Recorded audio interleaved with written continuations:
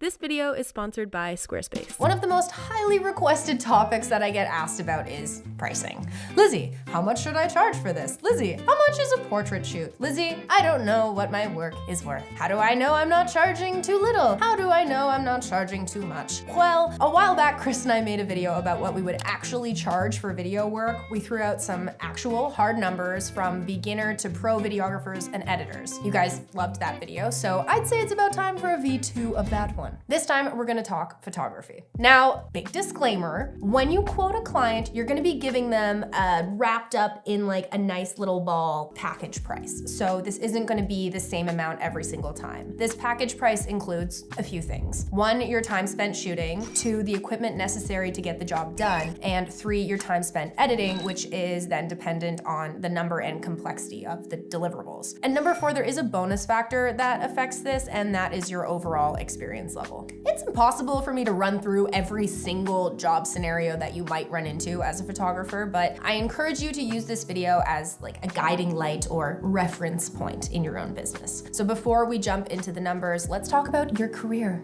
Yes, your career. You have to know where you stand. In a video that Chris and I made back from what now feels like the Stone Age, Chris and I talked about something important right off the bat, which was your price is determined by your skill sets. What Chris said. Really, what that means is know the arena you're playing in. Do some research online and be realistic with where your work falls in comparison to other photographers. Now, I'm not saying to degrade your work or your prices, never, never, never, but just understand that a photographer that's been doing this for decades and has like several published works in magazines will probably be able to charge more than someone that is just starting out. It's just good to do a little reality check and ask yourself, like, what league am I playing in? Now that being said, shoot for the stars, be the best you can be. You go, Glenn Coco. So how am I gonna break this down for you today? Photography jobs are mostly based around a couple of key factors. That's your time spent shooting, equipment, and final deliverables. Now, some common examples of this are like an 8-hour wedding, where you're delivering, say, 80 to 100 final images, or say it's a 2-hour portrait shoot where you give the subject 10 final images, or say it's a half-day corporate headshot shoot where you're expected to provide 20 final headshot photos, and that's your deliverables. With that in mind, let's first discuss time,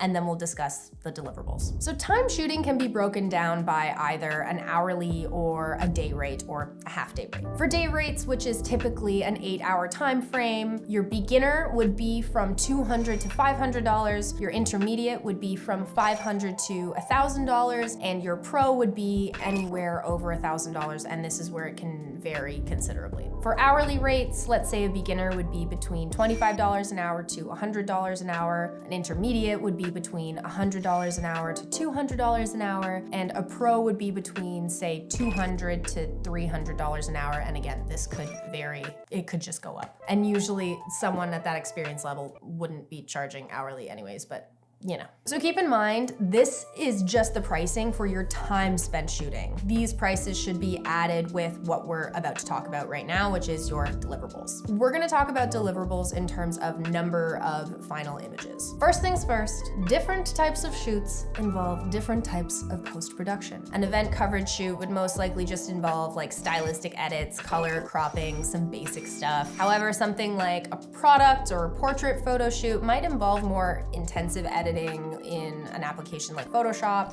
Of course, you're gonna wanna charge more for that. So all of this should be considered when thinking about what type of shoot you're getting yourself into and then how much you're gonna charge for each final image. In general, here is a price breakdown per final edited image. A beginner would be from $5 to $20 an image, an intermediate would be between $20 to $50 an image, and a pro would be between $50 to $100 an image. And again, this could greatly vary.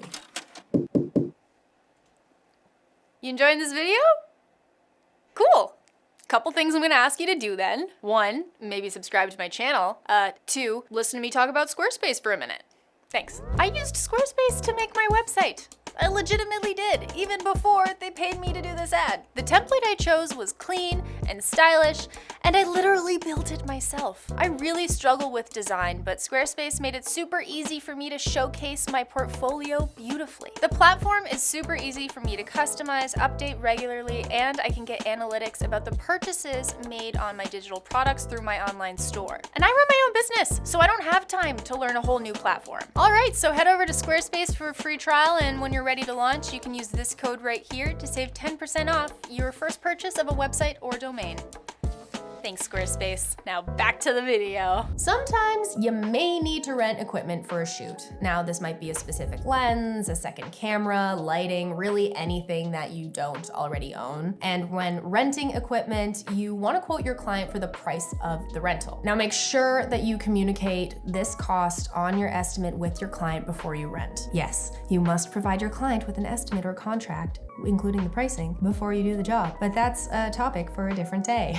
Because they will have to approve all of the extra costs before signing your contract, and especially before doing the job itself. There's also a form of equipment rental that you can charge for even if you own the equipment yourself. So what I like to do is I divide them into tiers. So tier 1 would be a basic gear package, tier 2 would be like intermediate, and tier 3 would be advanced. And depending on the project, you can assign one of these gear packages to it depending on its needs. So you can actually charge your client a rental fee based on the pricing of each equipment package. So do your research and find out how much your new fancy camera might cost to rent, and then bump those numbers a bit like we talked about earlier. Let's just break down a common scenario for you. So say you're an intermediate level photographer and you get hired to shoot an event where they just want like general coverage of everything. They're requesting 40 final images from the event and they need you for only about 2 hours. It's also taking place in a really big conference center. So you'll need to rent a telephoto lens like the 70 to 200 mil. Your time shooting will cost $200 per hour, so $400 in total. The final images are gonna cost $20 per final image, so 20 times 40 images is $800. The lens rental costs $60 a day, and your basic photo gear package is $200. This will cost $260. So all in all, you're looking at a total of $1,460 for this 2-hour event coverage shoot. And that's not even including a markup for things like office expenses and accounting costs, if that's the scale you're at. Also, some people don't even charge 2 hours for a shoot. They charge a full half-day rental, which is actually a little more than your half-day would be. It's kind of like your half-day plus a quarter.